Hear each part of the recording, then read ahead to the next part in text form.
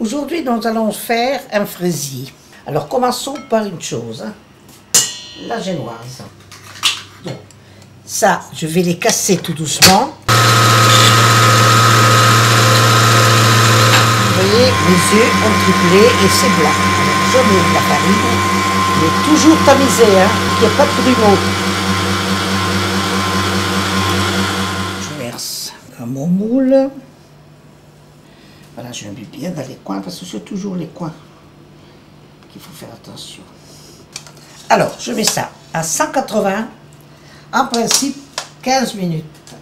Mais il faut bien regarder qu'il soit bien doré surtout.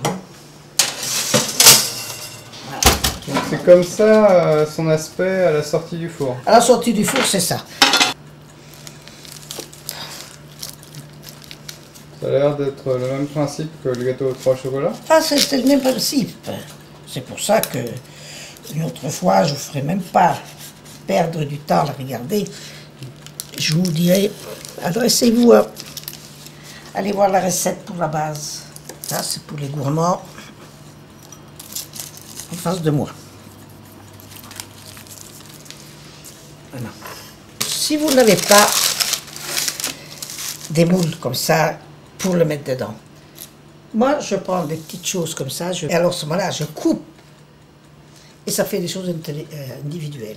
Si vous n'avez pas ça, vous prenez des boîtes de conserve, hein, qu'on ouvre en haut et en bas, et ça vous fait des moules.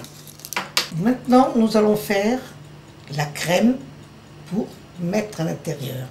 Alors, il me faut 2 œufs entiers et un jaune. La moitié du sucre ici. Et la moitié du sucre dans du lait que je fais chauffer ici. Vous voyez, mes œufs sont bien blanchis. Maintenant, je mets la maïzena dedans, que j'ai aussi, bien entendu, passé au tapis. Je vais mettre un tout petit peu dedans. Voilà. Voilà. C'est tout. Maintenant, je mets ça dans une casserole. Quand les premiers bouillons vont arriver, je vais remettre dedans du beurre et je vais le laisser refroidir. Quand c'est froid, je remets le reste du beurre dedans et je mets de la liqueur de framboise. Alors maintenant, je vais faire un sirop. Voilà, je mets 100 g d'eau et 100 g de sucre. Et ça sert pour imbiber la génoise. Voilà, mon sirop est fait. Je le laisse refroidir.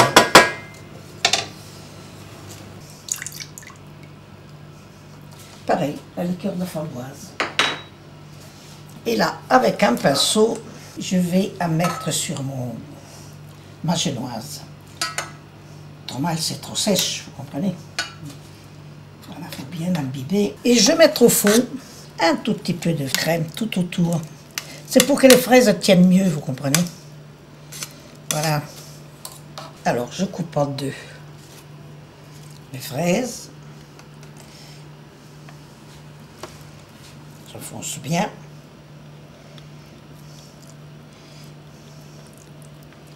Et celle-là, je fais ça, parce que ça va. Pour laisser la place pour le dessus. Le dessus.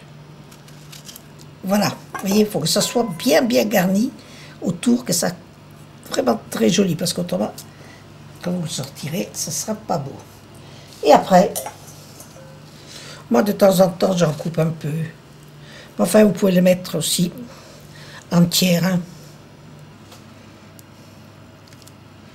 Bien attention de mettre dans les trous. Hein.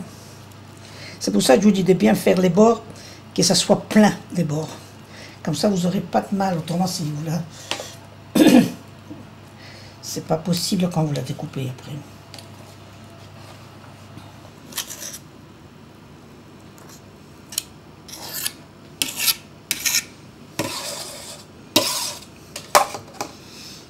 Voilà, nous allons mettre la deuxième partie.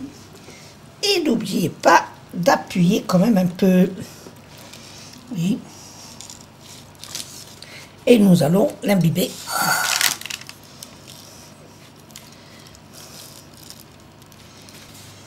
On rajoute par-dessus encore? Oui, oui, je vais rajouter un petit peu. Pas beaucoup, hein. C'est juste pour faire tenir la décoration. Donc, je prends de la pâte d'amande que je passe sur le rouleau. Et puis, vous faites la décoration que vous voulez, hein. Voilà. On va mettre ça, ça et ça. Maintenant, je vais le mettre au congélateur pendant 2 heures et après, je vous montrerai fini. Vous mettez votre couteau dedans et hop. Toujours la cuisine un peu. Voilà. J'espère que vous allez vous régaler. Et je peux vous assurer que vous faites des parts comme ça, vous voyez. Hein. Là. Oui, parce que c'est bien garni. C'est bien garni parce que vous savez, c'est quand même un gâteau qui fait déjà plus d'1 kilo et quelques. Hein. Voilà, à très bientôt. Et un bon appétit. Merci.